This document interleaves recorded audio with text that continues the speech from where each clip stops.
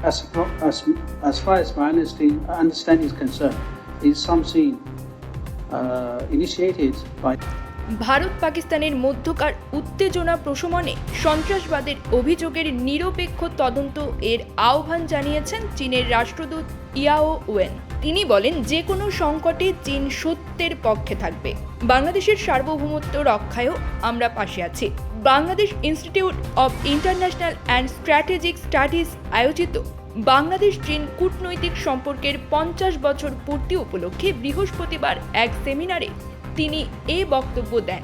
ভারত পাকিস্তান ইস্যুতে রাষ্ট্রদূত ওয়েন উভয় দেশকে উত্তেজনা কমানোর পরামর্শ দিয়ে বলেন, স্থিতিশীলতা অর্জনে সমন্বিত প্রচেষ্টা জরুরি। এছাড়া চলতি মাসের শেষে চীনের বাণিজ্য মন্ত্রী ও শতাধিক ব্যবসায়ী নিয়ে একটি ঐতিহাসিক বাণিজ্য প্রতিনিধি দল বাংলাদেশে আসছেন বলে জানান তিনি। তার মতে এতে দ্বিপাক্ষিক বাণিজ্য ও বিনিয়োগের নতুন দিগন্ত উন্মোচিত হবে।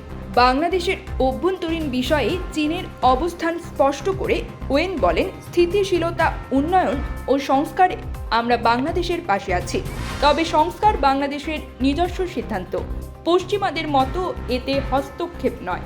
রোহিঙ্গা ইস্যুতে তিনি বাংলাদেশ মিয়ানমারের মধ্যকার দ্বিপাক্ষিক সমাধানের ওপর জোর দেন।